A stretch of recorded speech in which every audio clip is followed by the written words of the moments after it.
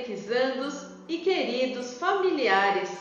Estamos no mês de agosto, que é dedicado às vocações, e celebramos em cada final de semana uma vocação diferenciada. Na semana passada, começamos com a vocação dos ministros ordenados, bispos, presbíteros, diáconos. Hoje, segundo domingo de agosto, comemoramos o Dia dos Pais.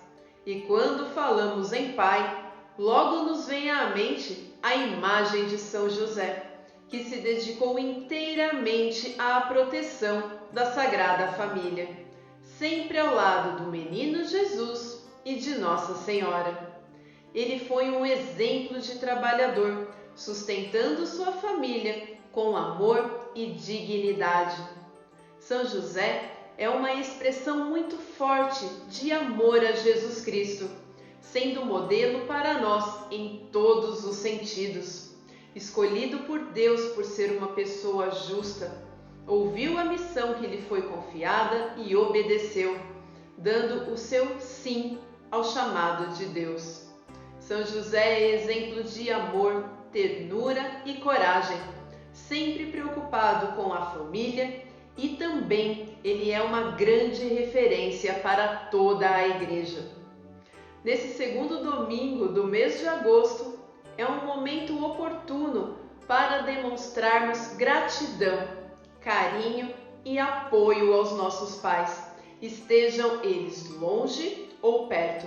E não apenas aos pais, devemos também nos recordar de nossos avós, tios, padrinhos, enfim, todos os homens que deixaram marcas de amor e fé em nossas vidas.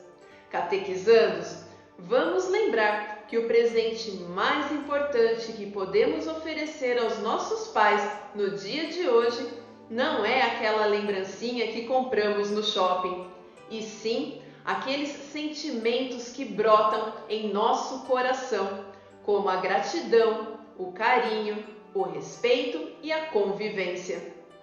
Tenhamos em São José um exemplo vivo de pai e poderoso intercessor para todos nós.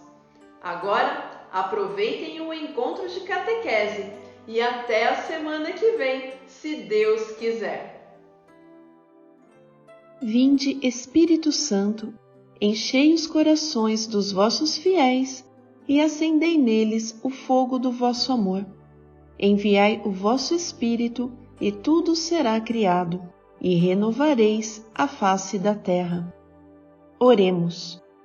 Ó Deus, que instruístes os corações dos vossos fiéis com a luz do Espírito Santo, fazei que apreciemos retamente todas as coisas, segundo o mesmo Espírito, e gozemos sempre da sua consolação.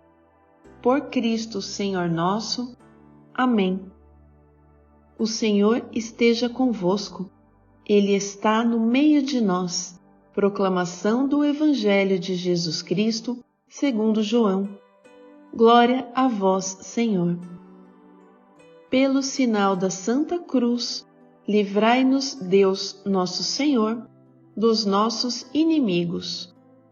Leitura do Evangelho de Jesus Cristo, segundo João, capítulo 6, versículos 41 ao 51.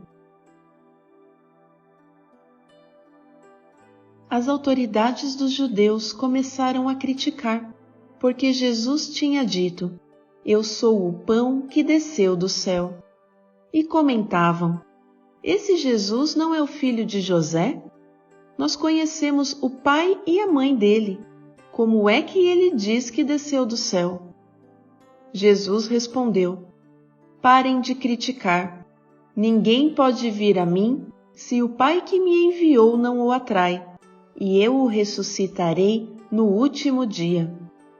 Está escrito nos profetas: todos os homens serão instruídos por Deus. Todo aquele que escuta o Pai e recebe sua instrução, vem a mim. Não que alguém já tenha visto o Pai. O único que viu o Pai é aquele que vem de Deus. Eu garanto a vocês, quem acredita possui vida eterna. Eu sou o pão da vida. Os pais de vocês comeram o maná no deserto e, no entanto, morreram. Eis aqui o pão que desceu do céu. Quem dele comer nunca morrerá. E Jesus continuou: Eu sou o pão vivo que desceu do céu. Quem come deste pão viverá para sempre. E o pão que eu vou dar é a minha própria carne, para que o mundo tenha vida. Palavra da salvação. Glória a vós, Senhor. Estimadas crianças da catequese de nossa catedral, caros pais, familiares, amigos catequistas, quero iniciar o vídeo dessa semana, primeiramente agradecendo a cada um pelas orações, pelo carinho, pela amizade, pelas parabenizações pelo Dia do Padre. Muito obrigado pelo carinho de vocês, em meu nome e em nome dos outros padres aqui da nossa catedral. Quero também deixar desde agora o meu abraço a todos os pais, que vocês, por intercessão de São José, sejam muito abençoados e consigam conduzir as vossas famílias à santidade. Neste final de semana, continuamos ouvindo o evangelista São João, ainda no capítulo 6. Jesus nosso Senhor, ele agora vai reafirmar a todos aqueles que estão próximos a ele: Eu sou o pão vivo descido do céu, que dá vida e salvação ao mundo. Quem vem a mim e crê em mim, nunca mais terá fome e sede. Estimadas crianças, estimados amigos, devemos sempre ir até o encontro de Jesus. Ele nunca nos deixa faltar nada. É Ele quem alimenta a nossa vida espiritual e nos sustenta, nos dá coragem para a caminhada. Que Jesus nosso Senhor seja de fato aquele que sempre há de encontrar em nossa vida receptáculo para a sua palavra. Que Jesus nosso Senhor nos alimente a cada dia e que nós lembremos-nos que fomos marcados por Jesus no dia do nosso batismo pelo seu Espírito Santo e precisamos a cada dia fazer germinar este selo, esta semente de santidade que nos foi dada. É nos aproximando de Jesus santamente para recebê-lo na Eucaristia que vamos ser sustentados para chegar aos céus. Deus abençoe a cada um e minha bênção especial a todos os pais. Em nome do Pai, e do Filho, e do Espírito Santo. Amém. Até a semana que vem, se Deus quiser. Olá, queridas crianças, queridos catequizandos da Catedral de Santo Antônio. Sejam bem-vindos a mais um encontro da nossa catequese virtual. Neste final de semana, continuando as nossas formações a respeito da Sagrada Liturgia, depois de termos tido na semana passada a dádiva de conhecer os objetos e as alfaias usados na celebração da Santa Missa, hoje nós conheceremos um pouco a respeito do espaço sagrado, o espaço onde se celebra a Santa Missa, que não é qualquer espaço. Na igreja, se você não sabia, tudo tem um sentido, até mesmo a arquitetura dos templos. Não é de qualquer maneira, qualquer jeito que se constroem os edifícios sagrados. Obviamente, nós sabemos que Deus está em todos os lugares, porém, o Senhor, já desde a Sagrada Escritura, nunca recusou escolher alguns lugares especialmente consagrados para o seu culto e para a sua adoração. As igrejas são locais próprios, consagrados e abençoados, para que todos nós possamos estar em contato com o Senhor e possamos beber do seu amor, da sua força, da sua misericórdia e da sua consolação.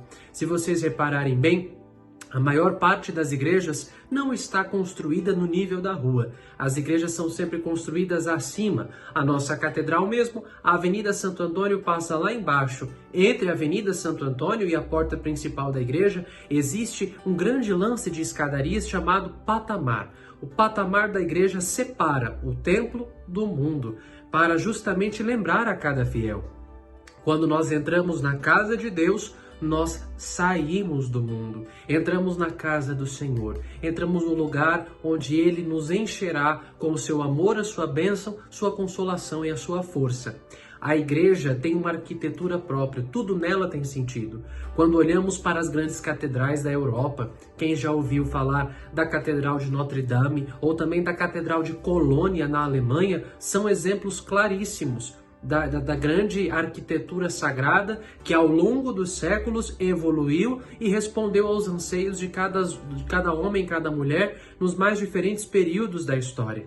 Quando nós olhamos para a história da igreja e para a história da própria humanidade, as catedrais, as igrejas erguem-se aos céus como monumentos de amor, dados pelos seres humanos ao Senhor.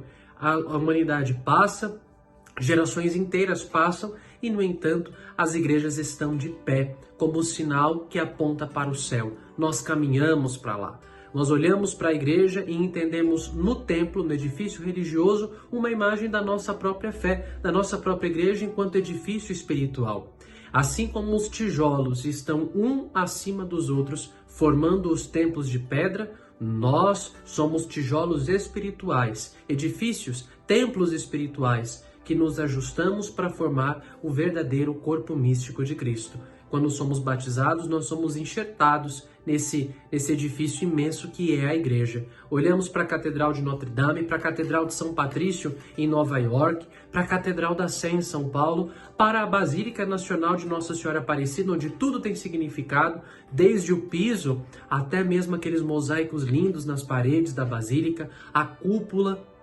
Tudo na igreja tem um sentido e tem um significado. O espaço onde nós estamos fisicamente ligados a Deus é muito importante. É por isso que toda a igreja precisa ser abençoada ou consagrada, dedicada. Não se fala inauguração de igreja. Se inaugura shopping, se inaugura cinema, se inaugura delegacia, se inaugura posto de saúde, mas a igreja não é inaugurada. A igreja é sempre abençoada.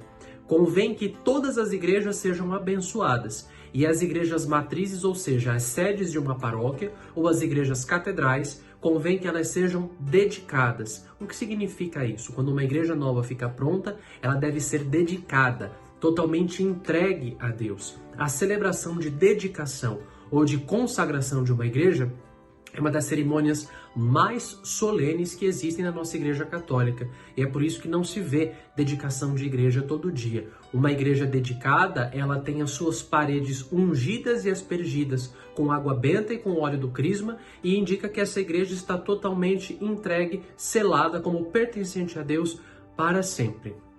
O espaço básico que compõe o edifício religioso, onde nós vamos participar da Santa Missa e dos demais sacramentos, ele é composto basicamente pela nave da igreja. A nave da igreja é onde ficam os bancos. O espaço onde o povo de Deus se senta se chama nave da igreja.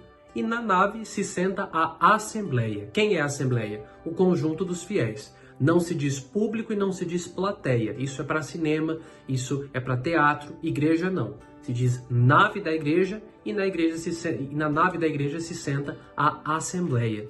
Separada da assembleia, de maneira mais elevada, está uma outra localização, uma outra localidade.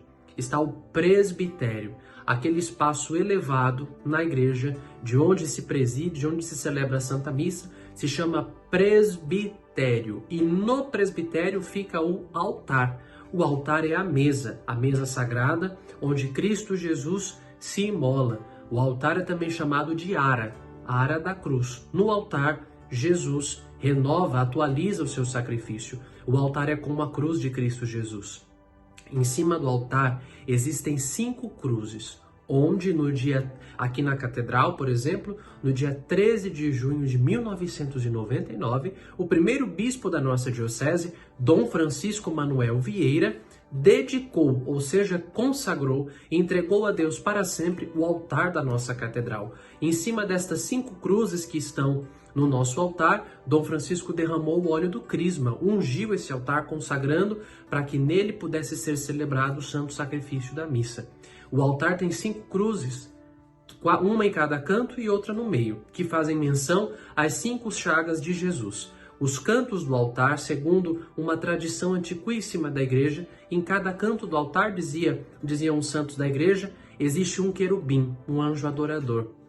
Na Santa Missa, eles o tempo inteiro levam os nossos pedidos direto ao trono de Deus. E quando o sacerdote passa incensando com o turíbulo, o querubim leva aquela fumaça ao trono do Senhor como sinal da nossa adoração e como sinal da nossa oração que se eleva até a presença de Deus. Olha que bonito. É por isso que uma tradição muito antiga diz que na hora que o padre está incensando o altar, nós devemos especialmente expor as nossas orações, para que aquela fumaça seja levada ao trono do Senhor. Então vamos lá. Nave é onde fica a Assembleia, o povo de Deus. Presbitério, o espaço elevado de onde se celebra a Santa Eucaristia, o espaço sagrado. No presbitério ficam duas mesas de mesma dignidade. O altar, aquela mesa grande, como vocês já sabem, sempre deve ser revestido de toalha de cor branca e ter no mínimo 2 velas perto dele. Além do altar, a outra mesa de igual dignidade é o ambão, ou mesa da palavra. Cristo Jesus é o pão da vida que alimenta o seu povo nestas 2 mesas, na mesa da palavra e na mesa da Eucaristia. Cristo nos alimenta na missa, através da sua palavra e através da sua presença no pão eucarístico em corpo, sangue, alma e divindade. Além destas 2 mesas onde Cristo se faz presente, ele se faz presente em um terceiro lugar, né? A nossa igreja ensina, na Santa Missa, Cristo Jesus está presente no altar, no ambão, na sédia, ou seja, na pessoa do presidente e no povo que celebra. O que é a sédia? Sédia é a cadeira presidencial, a cadeira de onde o padre e também o diácono, quando isso lhe é concedido, preside o santo sacrifício da missa, preside as ações sagradas. A sédia vem de sede. Hoje na nossa catedral, quando a gente entra, olhando da porta principal, ao lado esquerdo, do lado da imagem de Santo Antônio, está a sédia. E como nós somos catedral, nós gozamos de uma dignidade que as outras igrejas da diocese não possuem. Na Diocese de Osasco, que são aproximadamente 600 igrejas, 88 paróquias, somente uma recebe a dignidade de catedral, a nossa Catedral de Santo Antônio. Em 1989, quando o Papa São João Paulo II criou a Diocese de Osasco, ele deu até então a Igreja Matriz de Santo Antônio, a primeira paróquia da cidade de Osasco. São João Paulo II deu à nossa Matriz Santo Antônio o título de Catedral Diocesana. Sendo catedral, ela é a igreja mãe de todas as outras 600 igrejas que compõem o território da Diocese de Osasco, espalhado por 12 cidades e mais alguns bairros da cidade de São Paulo. A catedral deve ter obrigatoriamente uma cátedra, que é a cadeira que representa o governo do bispo diocesano. Da sua cátedra, o bispo governa todo o povo que está confiado aos seus cuidados. Hoje, na Catedral de Santo Antônio, nós temos uma cátedra. Ao entrar na igreja, do lado esquerdo, perto de Santo Antônio, está a sede, a cadeira do padre, do presbítero. E do lado direito, fica uma cadeira bonita, que está antecipada por um pórtico, a cátedra do bispo diocesano. Do lado da imagem de São João Paulo II, existe lá, agora foi abençoada recentemente, no dia 20 de julho, a cátedra. É a cadeira que representa o bispo governa a diocese como mestre, pastor e irmão. E acima da cadeira do bispo está sempre, lá na nossa catedral, a imagem do Divino Espírito Santo. O bispo governa, iluminado por ele, o bispo governa, conduzido por ele. No centro do nosso presbitério está o sacrário. No sacrário se guarda Jesus sacramentado para a adoração de cada um, para que nós possamos sempre poder estar em adoração, para que possamos estar em comunhão com Ele e também para que se possa levar aos enfermos. Então vamos recapitular os nomes de hoje. Nave da igreja, onde fica a Assembleia. Presbitério, o espaço elevado. E no presbitério ficam o altar, o ambão, a sédia e a cátedra. Tem também algumas mesinhas à esquerda, 2 mesinhas onde ficam as alfaias e os vasos sagrados que são usados na celebração da Santa Missa. Essas mesinhas se chamam credência. A mesa da credência é onde ficam ali o pão, o vinho e os demais objetos sagrados usados para a celebração da Santa Missa. Quando você for à catedral, tente memorizar. Aliás, qualquer igreja que você for, você tente memorizar esses espaços. A nave, o presbitério, o altar, o ambão, a sédia e, se for uma catedral, tem também uma cátedra. Deus abençoe e proteja cada um de vocês, que nós possamos cada vez mais crescer no amor à Santa Igreja, crescer no amor a Deus através do conhecimento da nossa fé. Excelente semana, que Deus abençoe e proteja você e sua família. Pai nosso, que estais nos céus, santificado seja o vosso nome. Venha a nós o vosso reino. Seja feita a vossa vontade, assim na terra como no céu. O pão nosso de cada dia nos dai hoje. Perdoai-nos as nossas ofensas, assim como nós perdoamos a quem nos tem ofendido. E não nos deixeis cair em tentação, mas livrai-nos do mal. Amém. Ave Maria, cheia de graça, o Senhor é convosco. Bendita sois vós entre as mulheres, e bendito é o fruto do vosso ventre, Jesus. Santa Maria, Mãe de Deus, rogai por nós, pecadores, agora e na hora de nossa morte. Amém. Santo anjo do Senhor, meu zeloso guardador, se a ti me confiou a piedade divina, sempre me rege, me guarde, me governe e me ilumine. Amém. Glória ao Pai, ao Filho e ao Espírito Santo, como era no princípio, agora e sempre. Amém. Sorrir como Jesus sorria, e ao chegar ao fim do dia, eu sei que eu dormiria muito mais feliz.